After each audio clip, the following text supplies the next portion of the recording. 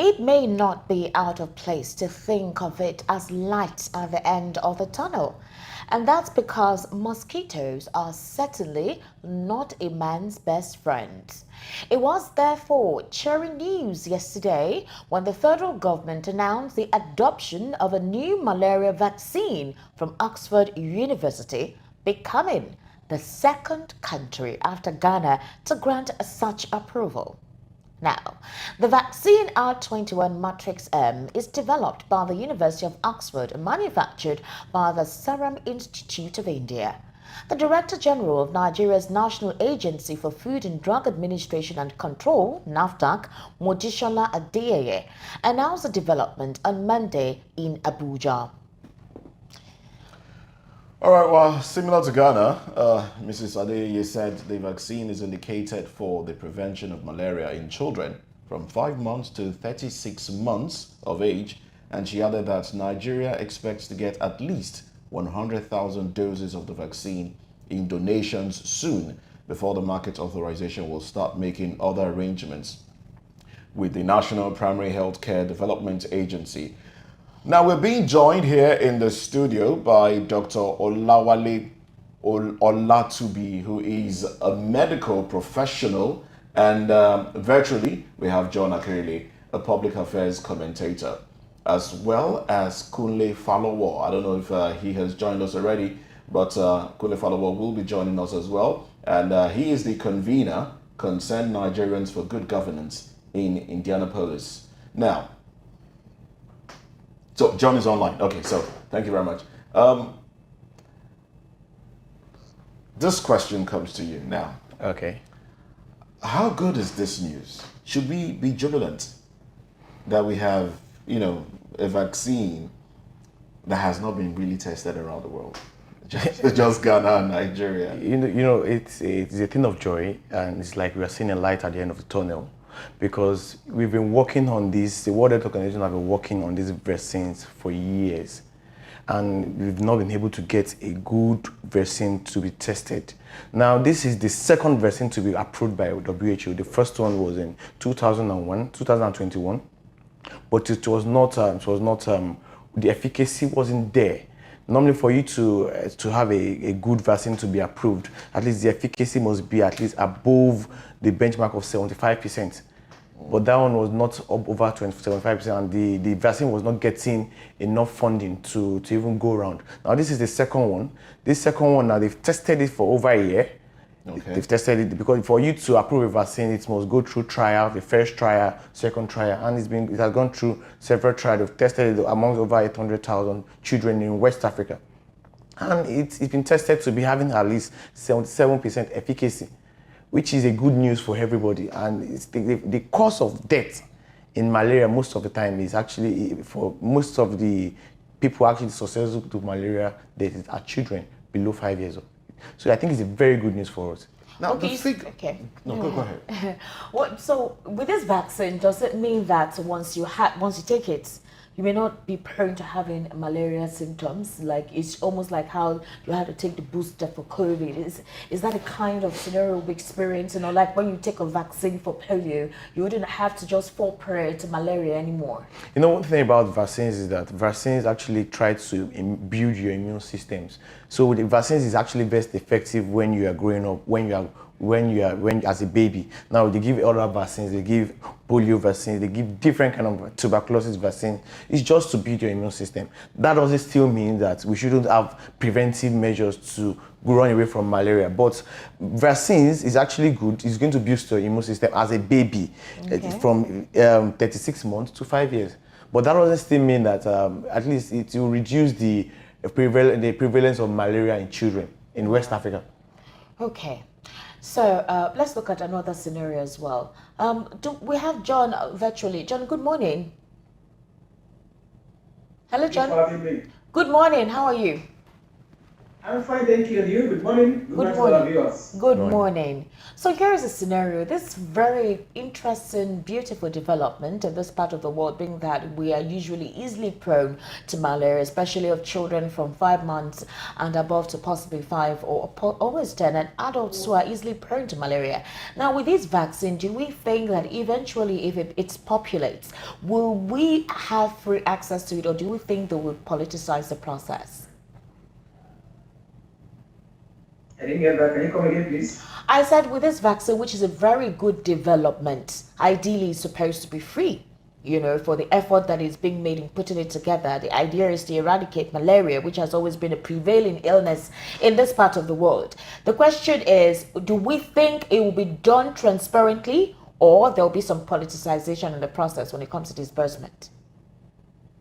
I think that question will be answered going by our own antecedents as a people, as a nation, and as a country.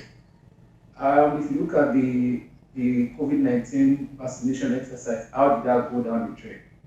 You understand? But the point is simple. I think it's a good innovation coming up. But the fact that we are having malaria vaccination now, it will not cause malaria, fine. But at the other end, we should look at the causative agents, the environment, or the environmental factor, and now it adds to all of these things. So these are things that we must calculate. But from the look of things, the people who will be the administrators, the owners lies on them to be needful in terms of delivering values of vaccination to people who need it, so that we can bring down the mortality rate of malaria in our society. All right, thank you. Doctor, so usually once you feel tired or you're weak, or you're feeling some pains at some of your joints in your body, the next thing they tell you is malaria. Then you now have some persons quickly go to the pharmacy, right? And say, oh, I've been weak. And then the pharmacist will also say, oh, it's malaria. And then the next thing, they're giving you some medication to take. So with this kind of trend, do we think that this is a consistent effort for those who manufacture these drugs to continue to, I mean, there could be a resolution to ensure that this is eradicated, right?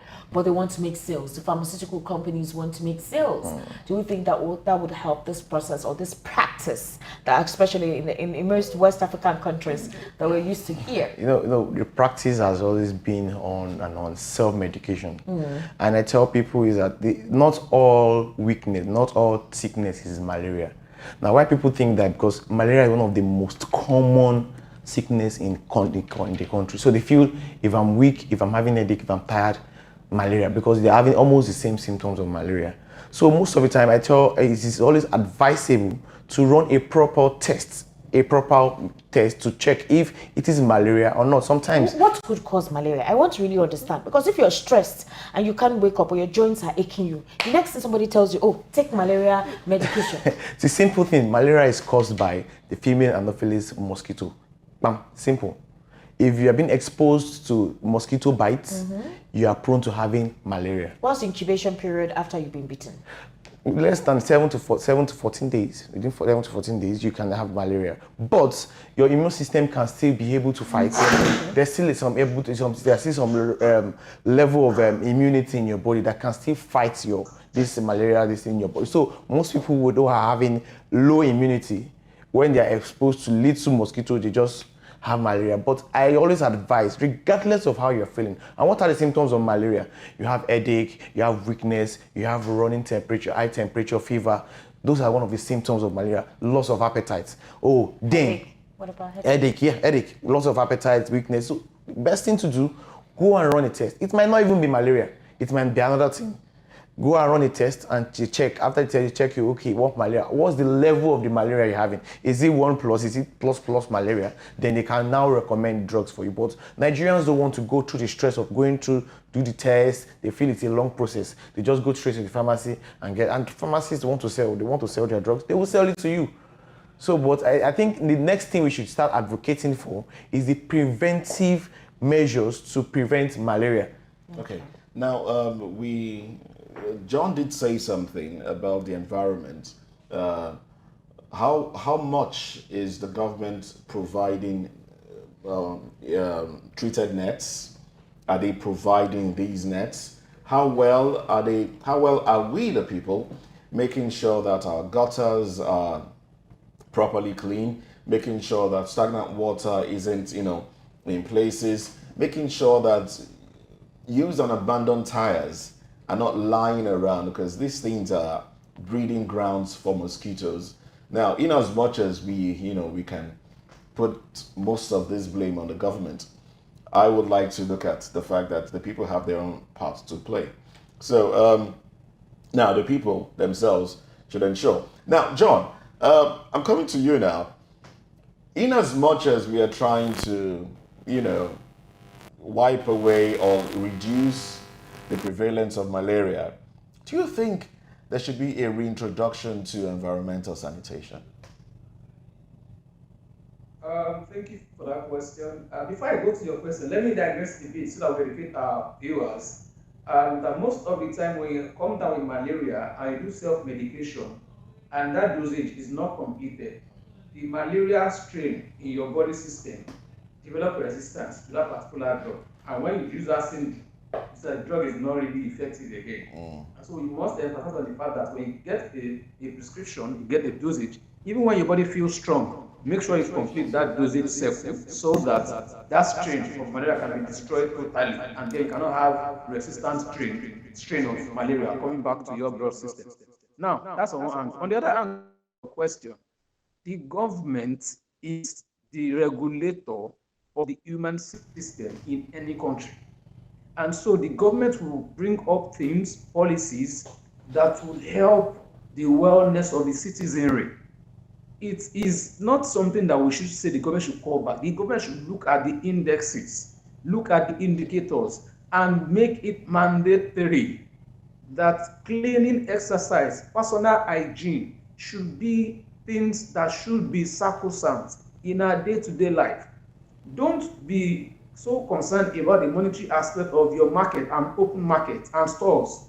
Be more intentional about the cleanliness of the environment. Be more intentional about sanitation exercise that should come frequently. Be more intentional about monitoring system that will checkmate some of these bad eggs of citizens that will not want to comply with governmental rulings in terms of cleanliness and sanitation of their environment. Because if it happens to one, it will happen to all. So the government, on the other hand, must put that strong will, the political will, and let the people know that this is the way to go. We cannot keep saying the government is not trying their best on their own when the people are even lacking behind in doing their own civic responsibility by taking personal hygiene, very seriously. Now, there was a time. There was a time government, I think this was in Lagos, where the government in Lagos encouraged people to bring used plastics, separated in a certain bag, that they would be paid for it. These plastics could be recycled. There was a time, I don't know if you remember, so people started gathering, people, some parents that could not pay school fees will pay school fees using bags of used plastics, and the plastics were taken to a certain place to be recycled, and they got money back, which they used in paying school fees for their children and feeding. Now, should we introduce something like that again, or should we elaborate on it so people know that yes, there is some sort of gain to when they keep environment clean, or just do something in that regard? What do you think? For me, I think it's a good innovation. But let me also say to you that it's not the government that brought that initiative; it's a private entity. Oh, great! All right? Thank you for that one. They are into recycling, so they tell you bring your garbage, and they pay you stipends or you have points. And at the end of the day, the points that you have gathered can be converted into money and to pay for school fees or whatever you want to use it for. Okay, and we see a couple of pockets of these private entities that are into recycling, and they see do that model, which means bring your waste, your plastics, and then they can convert it, recycle it, and then pay you for doing that. So what if the government now decides to do what it? the government should encourage. Government should encourage that, because an average person in Lagos or in Nigeria consumes one plastic drink or bottled water a day, and if that can be converted, that's about 365 bottles in a year, and that will go down our waterways and our drains. And that's not a problem. So the government must always look at, the government is at all levels, from the state to the federal to the local government, and from local government to the world level. This is where you bring governance to the people. And so this information must get to the grassroots, not only political posters and campaign banners. These are vital information that to get to the grassroots and then educate the people more.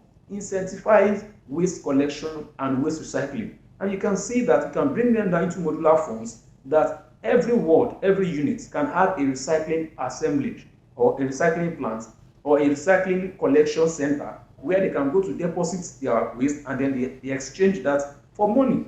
If you do that, you will see that we have more collection centers, we have more waste coming, we have more waste that can be processed into raw materials for factories and industries, and the populace will also get money from it.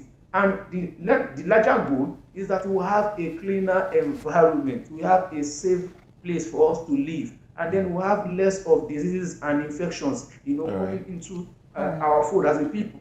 And this is what we must do. Thank you, John. Of major concern for me in this regard is the tires, used tires, because we see them lying around everywhere, and these things are breeding grounds for mosquitoes, and you can't just burn them, because that in itself will affect the ozone and those other things. Now, we have an attitude of taking herbs. I don't want to mention any name now, but it's something that we do. We just rather take herbs. And I also do know that when a woman is pregnant, when she takes in, she's advised not to take malaria drugs. Am I correct? No. She can take like if she's not sure that if she's not sure that she's pregnant.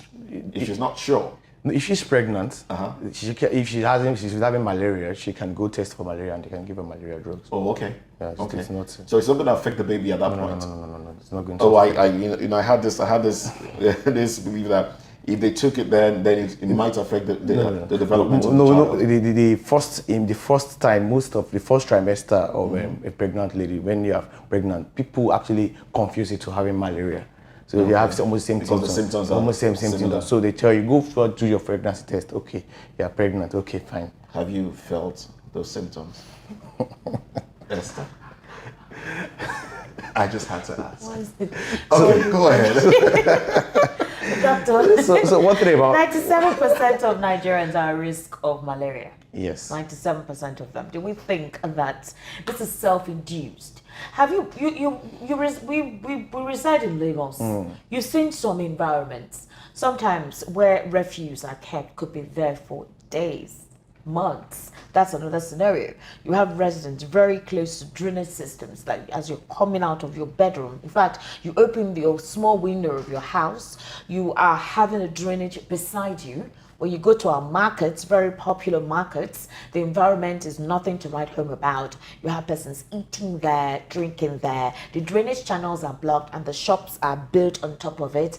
These are, like you rightly said earlier, or rather John said, that there is a level that the government can go.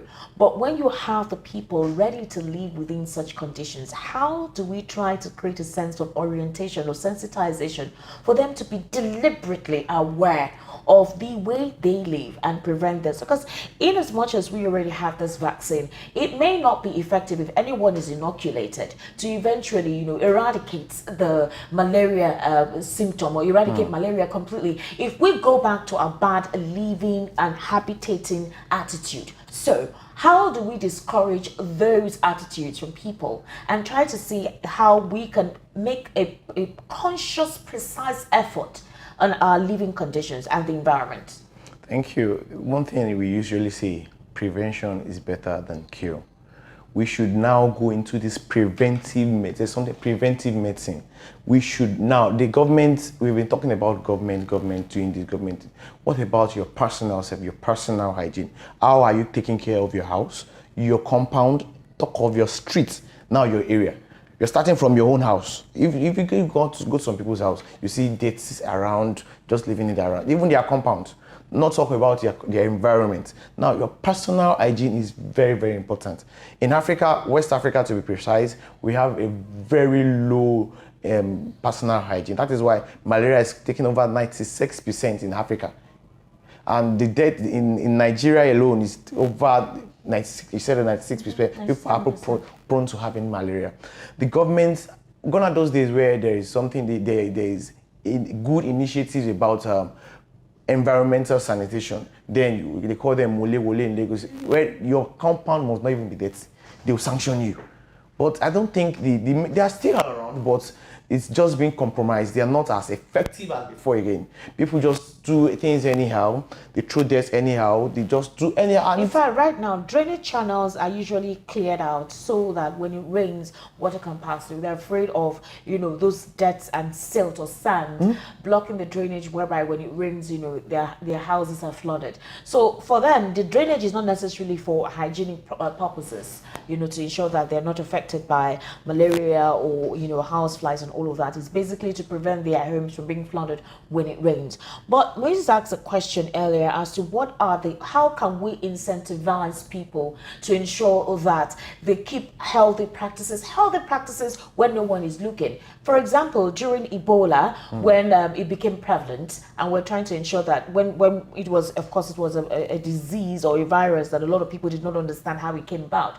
We could see a lot of Lagosians making conscious effort at the time to keep their environments clean. You go to your markets, you see that out. In fact, a lot of other alternative methods to prevent themselves getting the Ebola virus. How do we, what method can be used to cultivate an unconscious attitude towards healthy living, whereby even if the vaccine comes in, persons are inoculated, we do not have a reverberation of the disease again? Yeah. The one thing about Nigerians is that they think that malaria is part of us.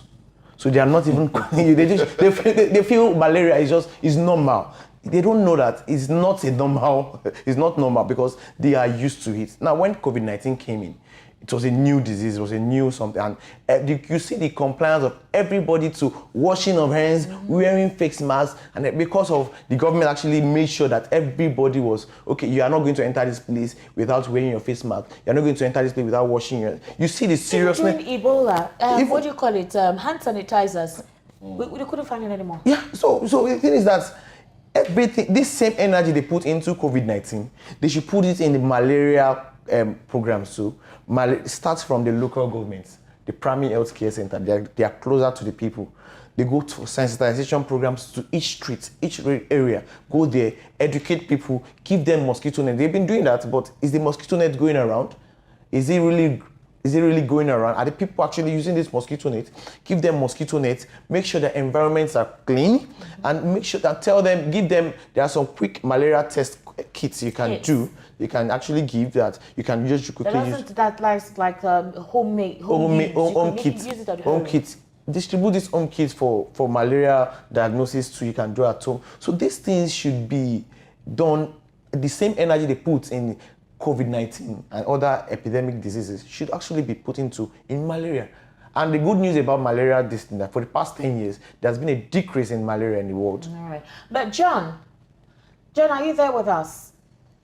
I'm here. All right, John, now, international communities and other, international healthcare programs have been introduced in some select West African countries to curtail diseases and viruses and stuff like that. They help with grants. They also help with, programs that helps to sensitize people, sensitize doctors and nurses and healthcare workers. And they provide palliatives. For example, mosquito nets, malaria kits, home-use malaria kits, and all of that.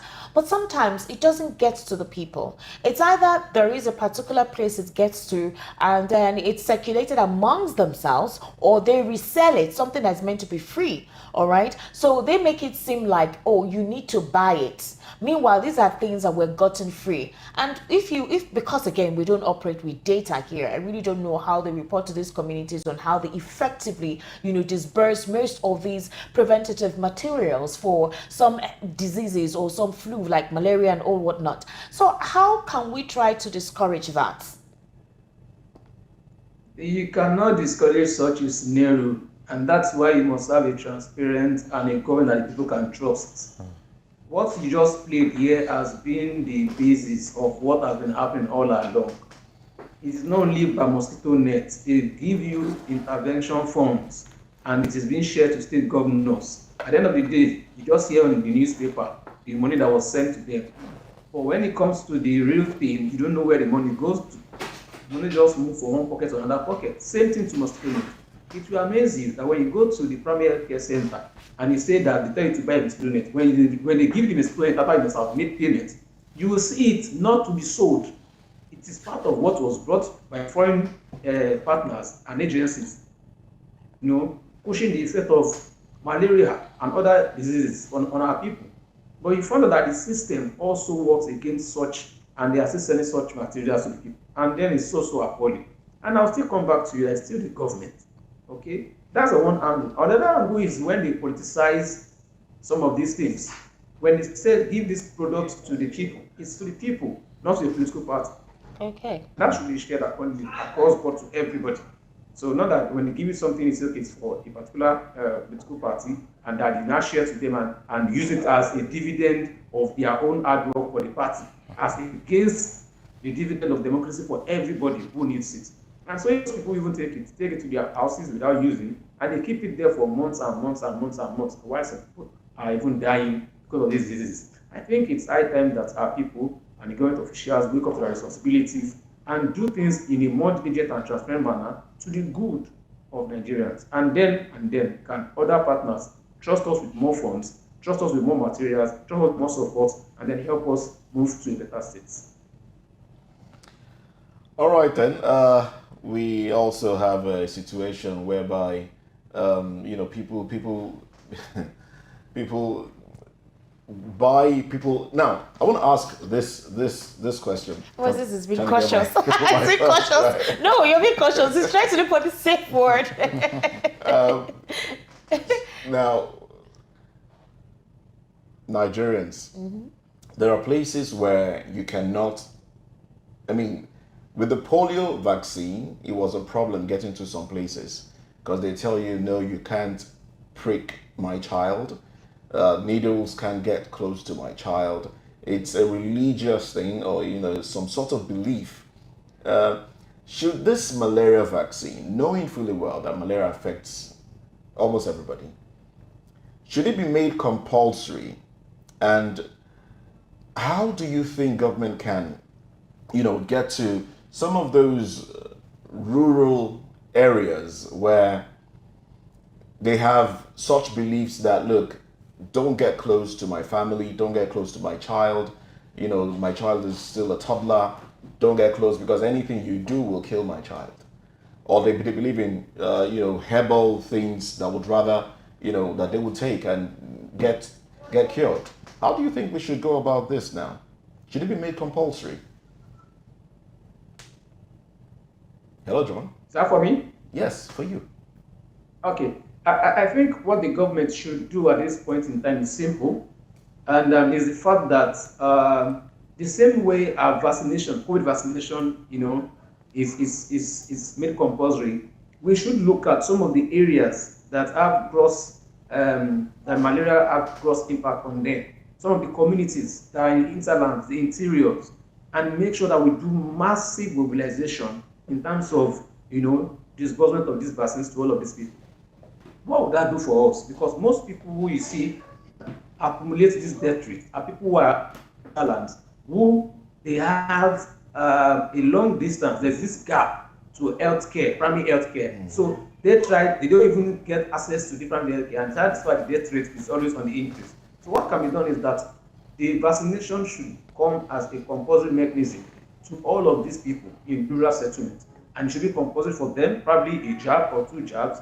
And once all of these people are vaccinated, you'll see that we have what we call more like herd immunity, where majority of people are vaccinated, and you see that others that are not vaccinated will have low rates of having this kind of infection, or not only malaria, but other infectious diseases as well. So the point is, it should be made compulsory, and it should be administered to them in the hinterlands and the rural areas. And then for those people in the urban areas, we can always move ahead with our own medications by visiting our hospitals. All right, thank you, John.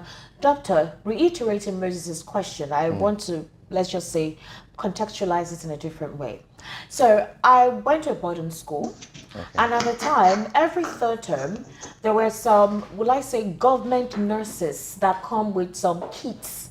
Now, they usually come to give us vaccines for meningitis because, of course, you know, in a boarding school where you have a lot of people, the hostels were congested. So that could easily, you know, spread meningitis. Now, these were concerted effort from the state government through the local government to, you know, create a sense of ensuring that we do not have an outbreak of diseases. Unfortunately, with the rampant security concerns that it's been experienced, especially in the north, I'm saying that because that was in the north, I schooled in the core north. Now, in a scenario where we're having security concerns, and most of these programs or derivatives from the state government to the local government had paused, it has stopped. Now, with this vaccine, of course, we want to start from those rural communities where education is not properly accessed, where cultural practices takes more beyond you trying to educate them about other alternative practices beyond what they culturally do to sustain themselves. How do we break it? Like, how do you penetrate? It's difficult to do, in as much as they try to use community leaders and religious leaders whom a lot of these people revere, but there are serious security concerns, especially in those areas, those hinter communities in the north. So these R21 malaria vaccine, which would help a lot of children there. If you see their living conditions in some of those areas, is not something to write home about. How do we break that way of living, that orientation and school of thought, and see how they would understand the importance of having to inoculate themselves with these vaccines? Thank you. You know, the security in this country has not only affected the health, it has affected almost every sector. And it's been what we've been talking about for over years, security. The government should work more on security, giving people hope to go around. People can no longer even go to the north again to do normal business. Apart from this malaria vaccine, security issues has affected business, has affected the farmers, has affected the traders, it has affected a lot of things. And I think we should still continue to work on the security of this country. The children, everybody should trust the government that, okay, when I go through this place, I must be safe. Every vaccination goes through the primary health care center. And in every community, most communities have a primary health care center where their core responsibility is to give these vaccines. And this vaccine, they just donated 100,000 vaccines to Nigeria. And you're going to have 3 jabs. And after the 3rd jab, after a year, you're going to have a booster. So apart from the initiative should go through that, after collecting one, you must collect the second one. There must be continuation of this, and it must be checked into. So I think there's going to be a lot of factors that's going to affect these things. But regardless of these factors, let us still be conscious about making sure that these malaria vaccines goes around, especially to the rural areas. Now, even we in the urban areas, actually, we need it too. But, you know, especially the rural areas where they need to be educated. And one thing about science, this kind of initiatives, the first thing is education, proper education. Most people don't even know that there is a vaccine. So if I come to your house tomorrow and I say, yes, we have vaccine for malaria, they will refuse. Let's look at the aspect of polio. Recall when polio became rampant and became prevalent in most of those hinter communities. It took physical, they needed to see the physical manifestation of polio on their children before they could absorb or adapt to having to take the vaccines. Now, they tried their cultural practices, they tried the religious practices, but it kept on happening, you know. And so they were like, okay, fine, this is the alternative we have, let's try it. If nothing happens, that was the only way they began to understand by taking the polio vaccine. So does it mean that for those kind of people, in order for you to break through, they need to see some repercussion of whatever it is they're staying on with without having to properly educate themselves or accept the vaccine within the family? You know, I said the other time, Nigerians think that malaria is part of the body, part of us. And we need to let them know that the death rate of malaria is more. Let them know that malaria actually kills. People don't even know that malaria kills. So they just feel it's malaria, we use drug, I'll be okay. Let them know. People need to understand that malaria kills more than HIV. Obviously, yes. The rate of malaria death in the country every year is even more than some HIV/AIDS and even typhoid, cholera, and so malaria. The death rate of malaria is more. They need to know. See, this thing way that they use play, if you talk to them in their tongues, this thing you are playing with actually has killed a lot of people. Give them figures. Let them know that this thing is not normal. Let them know that, okay, when you go out of the country, you are not even going to have malaria because you are not prone to mosquitoes. Let them know that it is only business. Let them know that we are the only ones suffering these things. They just feel it's a normal thing. If you let them know education, that's why proper education, using the media houses, radio, televisions, everywhere, going there to educate them because most of them... Very good one, media. The government should use the media houses because during COVID-19, the media houses too actually played a very, very important role in these things. Especially community radio, community TV, they speak their language. They speak their language. Community radio, community TVs, billboards. They should go... See, Nigerian government should go back to what they've been doing before. They know what to do. We know what to do. And I'm very sure the government, the WHO has actually been working tirelessly to make sure that the rate of malaria in West Africa actually reduces.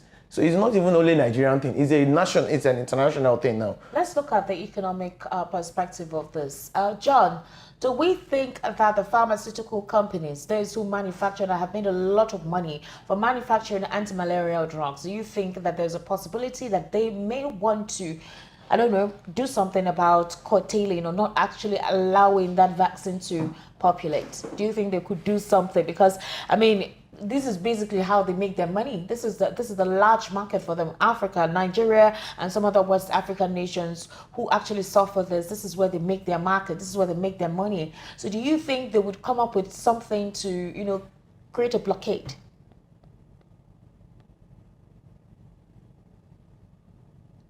John, we can't hear you. We can't hear your audio. Even if they come up with this kind of fact, it will come up. But I think as a government, we should also look at our own research and development units. Okay. When COVID came, there was only one vaccine.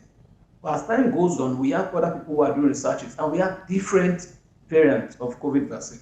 All right? Now that we have different variants of COVID vaccine, it shows that for malaria vaccine as well, we can have different researchers do researches on it, and then they can also come up with different vaccines for different set of people, looking at their buying power, and then they can go ahead in that manner. Okay, so I think for us, competition will come and it will go. It will come and it will go. Okay, but then the fact is that we must also look at how we can, decentralize the system and have more people come into the system. Look at our research and development, that more people can come in and then have more vaccines for our people. That's the way to go. To add to what John is saying is that the marketing of this vaccine is actually going to be going through Nigerian pharmaceutical company, one of the leading Nigerian pharmaceutical company in the country. They are responsible for marketing these vaccines. Okay. So I don't think any pharmaceutical organization will want to fight against this production of this vaccine or distribution of this vaccine. This vaccine does not still say we are not going to have malaria. They are still going to be, but it's just going to reduce the effect of malaria. And there is no pharmaceutical company that actually sold their production on malaria drugs. There are other products they can actually sell to make money. So I think the government, in a normal sense, the government should actually make sure that they try to go through these pharmaceutical companies in distribution of these vaccines.